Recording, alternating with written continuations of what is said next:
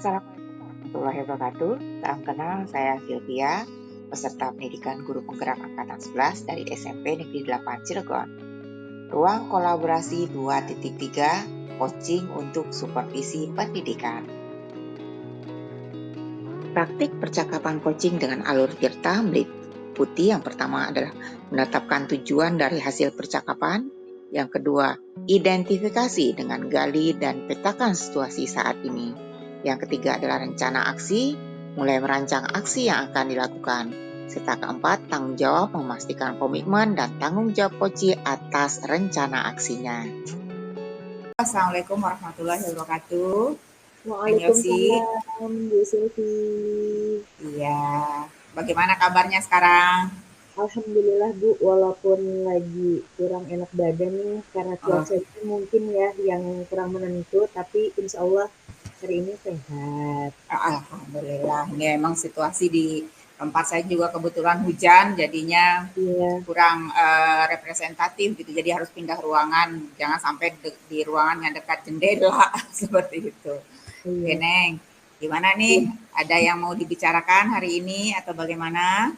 Iya Ibu, kalau Bu Silvi punya banyak waktu, saya ingin berbincang-bincang dengan Bu Silvi. Boleh, Neng, kita akan berbincang-bincang sekarang ya. Iya, kebetulan saya mengalami beberapa kendala Ibu di dalam kelas. Mudah-mudahan ketika berbicara dan bertukar pikiran dengan Bu Silvi, saya akan mendapatkan solusinya. Oke, jadi nanti harapanmu nanti tujuan akhir kita ini setelah pembicaraan kita nanti akan seperti apa, Neng? Mudah-mudahan ya Bu, saya ingin mencari solusi atas permasalahan yang saya hadapi. Semoga dengan saya menceritakan masalah ini dengan Bu Silvi, saya dihadapi dengan akan mengetahui langkah-langkah yang bisa saya ambil ke depannya. Oke, jadi kita sudah tahu bahwa tujuanmu nanti adalah, ujung akhirnya adalah bagaimana dirimu akan menemukan solusi untuk masalah pembelajaranmu di dalam kelas, seperti itu ya, Neng? Iya, benar sekali Bu Silvi. Oke, nah sekarang, Neng, permasalahannya bisa diceritakan seperti apa yang dirimu hadapi di kelasmu, Neng?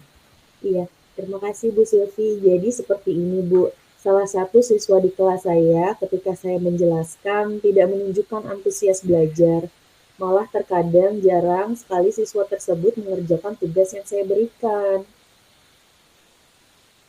Iya, siswamu ini intinya dia kurang tidak mau mengerjakan tugas. Lalu mungkin bisa disampaikan lagi, Neng, dengan lebih mendalam seperti apa sebenarnya permasalahannya? Iya, jadi saya mempunyai salah satu siswa ya Bu, yang saya perhatikan ketika saya menjelaskan, kemudian saya menerangkan materi, dia tidak menunjukkan antusias belajarnya. Malah terkadang ketika saya memberikan tugas tambahan, siswa tersebut tidak mau mengerjakan tugas tersebut. Oh, iya. Jadi permasalahannya intinya dia walaupun sudah diberikan penjelasan tidak mengerjakan tugas seperti ya. Kalau boleh dirangkum mungkin kurang fokus seperti itu ya, Neng? Iya, benar seperti itu Bu. Tidak ada antusias belajar. Tidak ada antusiasme dalam belajar. Lalu bagaimana dengan motivasinya, Neng? Nah, setelah saya melakukan pemulasan ya Bu, saya meneliti lebih dalam apa yang membuat dia tidak antusias dalam belajar, ternyata saya mendapati ternyata anak itu memang kurang berminat dengan materi pembelajaran yang saya ajarkan seperti itu. Iya. Jadi kurang berminat ya. Jadi misalkan untuk kalau di SD berarti kan ada 10 mata pelajaran, intinya di setiap mata pelajaran itu dia mah kurang berminat sekali seperti itu ya. Rendah motivasi, kurang fokus juga. Nah, kalau misalkan kita kasih rank angka 1 sampai dengan angka 10 nih, Neng, nih tentang anakmu ini. Ada di posisi manakah untuk fokus dan motivasinya, Neng? Untuk saat ini motivasi belajar yang saya amati dari anak tersebut berada di angka range 5 sepertinya Bu, dari 10. Jadi memang terkadang dia fokus tapi membutuhkan waktu yang sebentar untuk memfokuskan belajar atau antusiasnya. Sisanya dia hanya main-main, terus dia jahil bersama temennya, atau mengganggu temannya ketika belajar. Iya. Jadi memang terlihat bahwa dia ada di posisi 5 seperti itu ya, Neng ya. Ya, Eh, Lalu kalau dirimu lihat dari semua permasalahan ditambah mungkin dengan peluang-peluang, kira-kira menurutmu peluangmu untuk bisa meningkatkan motivasi anak itu akan dibantu dari mana nih? Peluang-peluang yang mungkin ada yang dirimu temukan di lingkungannya. Apakah itu mungkin di lingkungan sekolah atau mungkin di lingkungan rumahnya, peluangnya seperti apa dirimu untuk bisa meningkatkan motivasi dan fokusnya? setelah saya melakukan pengamatan terhadap anak tersebut ya Bu, kemudian saya meneliti lebih jauh, kemudian saya menelusuri permasalahannya, kemudian saya melakukan sesi konsultasi di luar jam pembelajaran. Ternyata yang bisa saya dapatkan atau yang bisa saya evaluasi adalah saya mengganti model pembelajarannya yang menurut anak tersebut dapat membangkitkan antusias belajarnya. Seperti itu, Oke. Bu Sylvie. Oh, jadi dirimu akan menggunakan mungkin metode yang berbeda seperti itu ya, Neng ya. Nah, lalu apakah metode ini kita akan mencoba menentukan rencananya ya, Neng? Nah, Iya. dirimu akan melakukan apa lagi nih selain mengganti metode pembelajaran? Mhm. Iya, Metode ini apakah berlaku untuk satu siswa itu saja atau untuk berlaku untuk semua siswa yang ada di kelasmu, Neng? semua yang ada di kelasmu. Kebetulan saya pernah menerapkan pembelajaran dengan metode, metode berdiferensiasi ya Bu, kemudian dibantu dengan pembelajaran krisis, berkelompok, anak diajarkan untuk mencari sebuah masalah. Nah, setelah diamati anak tersebut ternyata memang cenderung lebih aktif ketika diberikan tugas secara berkelompok.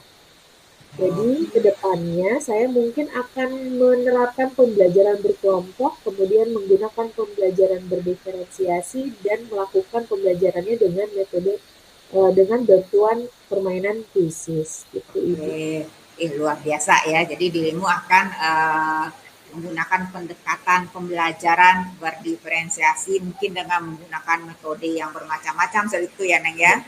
Menggunakan Iya, metode yang bermacam-macam karena memang pembelajaran berdiferensiasi seperti yang sudah kita ketahui kan artinya berfokus kepada murid, mungkin itu maksudnya ya. Ya. iya, Nanti dirimu tadi kalau boleh disimpulkan dirimu rencananya nih akan melaksanakan pembelajaran berdiferensiasi diterapkan dalam kelas, artinya setiap murid ini menjadi pusat pembelajaran mereka. Mereka jadi pusat pembelajaran di dalam kelas. Mungkin ada lagi nih rencana aksimu yang lain yang akan menguatkan rencana aksi yang sekarang. tadi ya Bu, terus melakukan evaluasi, kemudian melakukan konsultasi di luar jam pelajaran, dan menanyakan refleksi bagaimana pembelajaran ini terjadi di hari itu. Itu Oke, berlaku bukan cuma untuk anak tersebut, fokusnya namun ke seluruh anak. iya.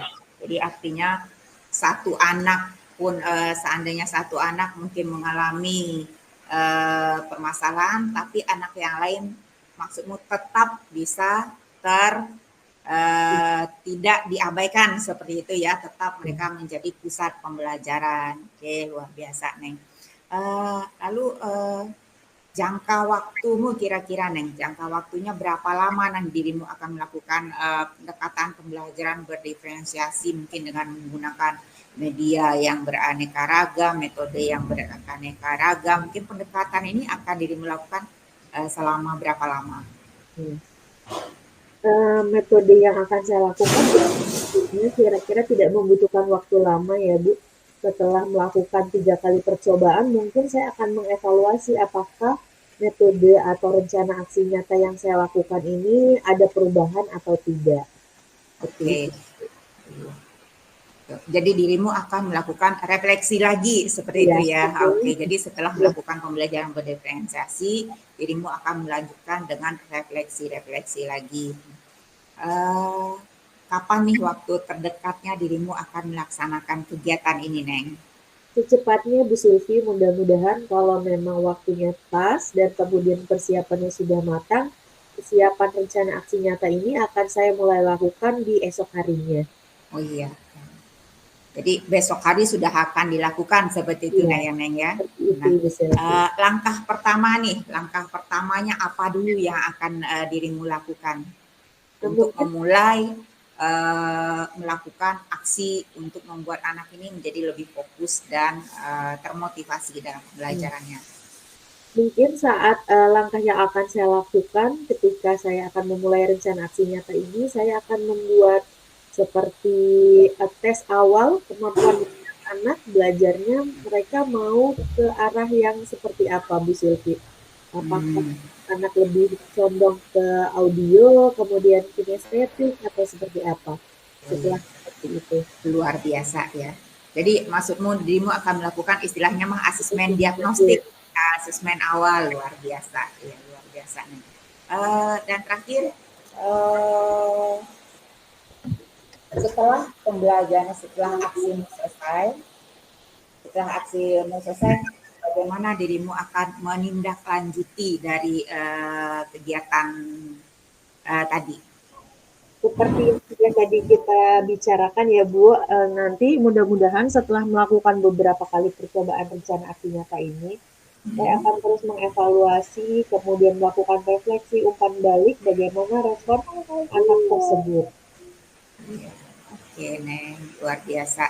Jadi dari kegiatan tadi bisa kita simpulkan bahwa untuk permasalahan anakmu tadi di dalam kelas, maka nanti Bu Yosi ini akan melakukan pembelajaran berdiferensiasi terkait dengan masalah kurangnya fokus, kurangnya motivasi, maka akan solusinya adalah merencanakan pendekatan pembelajaran berdiferensiasi di mana siswa tersebut akan menjadi fokus dalam pembelajaran seperti itu ya Neng. Nah, Terus lalu ditambahkan lagi selalu akan dilakukan evaluasi dan refleksi ya, evaluasi dan refleksi terkait dengan pelaksanaan pembelajaran ini.